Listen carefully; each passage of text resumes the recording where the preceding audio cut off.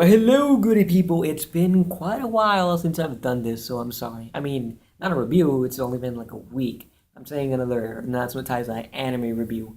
By the way, I'm really sorry as to the fact that I haven't been doing them lately. It just tends to be a little bit harder to do because of, Taizai is only, it's fan dubbed, sorry, fan subbed. Uh, and it's not, the release schedules are like, it comes out on Sunday, yeah, but it doesn't come out subbed immediately or like an hour after.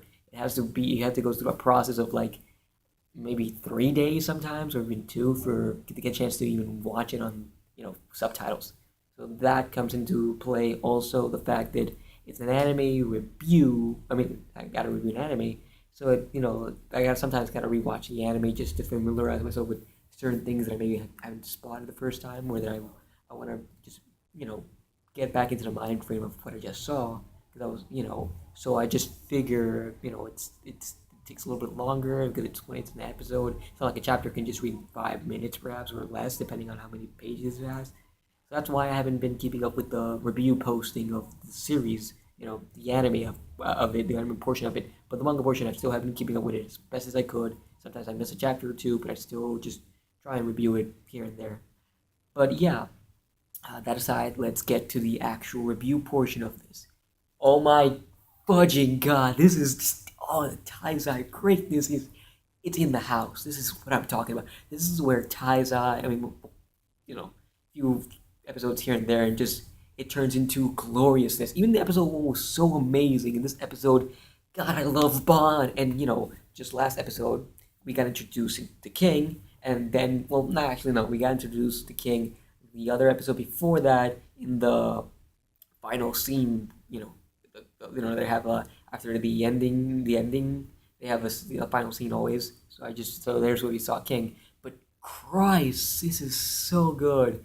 This episode was so amazing, and last episode I'm so mad that I couldn't review it, or I just didn't get a chance to, because it was such an amazing episode. Because it delves with the Bond's history of how he got his immortality and everything. Well, this episode and last episode both dealt with it, but like they show the romantic stuff that happened with him and Elaine, how they met. God, it's so amazing, and I just love because seeing this come to life in the anime is so great and so amazing because I saw it in the manga, I felt it, I loved it. Seeing it here once more in all its glories of voice acting, music, and the animation, glorious. It's I'm so happy as to like getting the chance to just watch a manga come to life. Watch a manga that I've followed for about a year and just loved a lot. Just made connections with these characters. Just said this is an amazing thing. I can't wait for it to be animated. And then just a year afterwards, it gets picked up for an anime adaptation, and it ends up being amazing and great. I'm like, yes, this is what I want. Whenever I read something in a manga, I want it to be portrayed how it should be in the anime. No bullshit here and there, filler and this other stuff. If you can add filler into it, I'm fine with it as long as the filler is good and it doesn't detract from the original source material. Example, I'm gonna say it again, Tokyo Ghoul. Most of the anime was just purely filler, if you ask. It's just utter filler, left and right, compared to this Taizai, which is it's on point where it needs to be, and it's great. It's doing a fantastic job, and this is by far one of my favorite series this season, this anime season. It's just so good.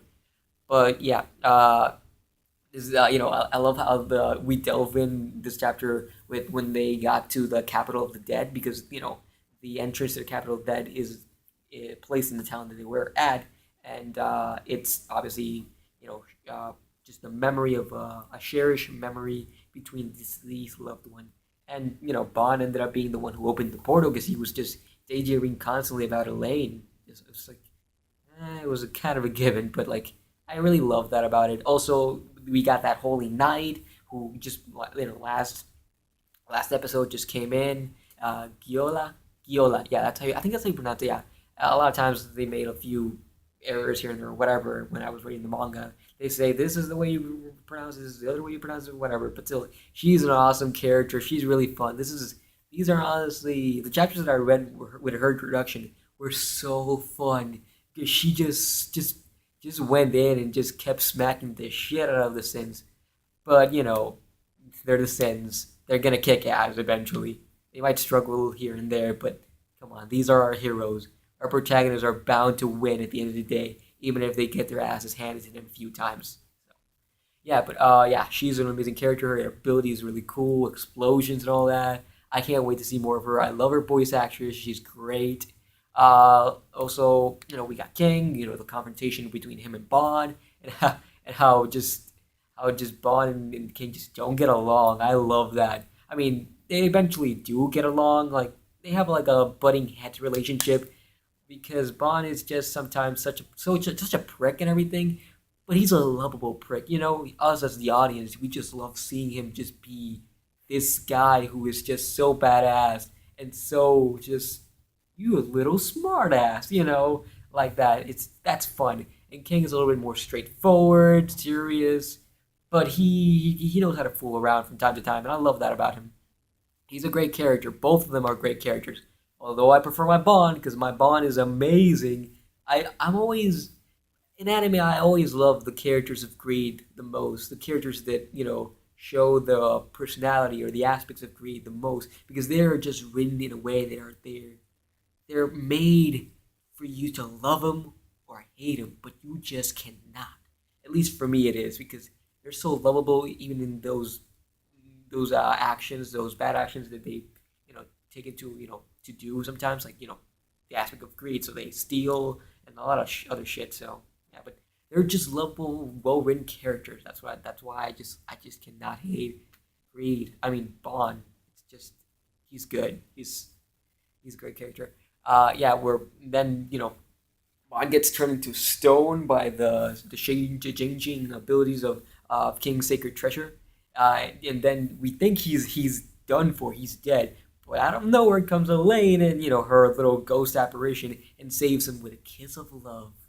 I was like, ah man, that is so cliche, but it hit you in the heartstrings because you love, even if you didn't see much of their relationship, because we only saw last episode and this episode, but you have a connection there. These two really did like each other, really really still do love each other, and you understand. Even Elaine explains it to King himself. Says you were, because King was gone for 700 years and all that, and then Elaine goes and says all the loneliness that I felt after you were gone for those 700 years was just swept away when Bond came in just 1 week. I'm like, God, that's a good sign of love right there. That shows true love at its core.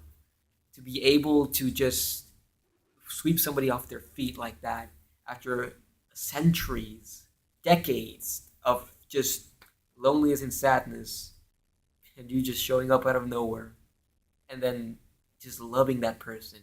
It's amazing. I love it. Yeah, we just oh God, and it's great.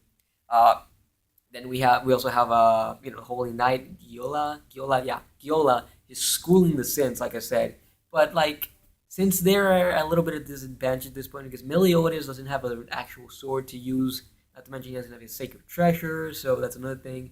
Also, Diane doesn't have her weapon or anything, her sacred treasure of her own. She has her ability and all that, but still, they're a little bit of a disadvantage right now because they need proper weapons to use in order to really showcase their skills, and they don't have them at the time. So yeah, even Bond doesn't have his weapons, his little nunchucks that are just so cool. By the way, I love how every time Bond just goes with the nunchucks, it's hilarious, but it's so cool because Bond is such a badass. But he has that just sounds hilarious coming out of him. I don't know, I just love it.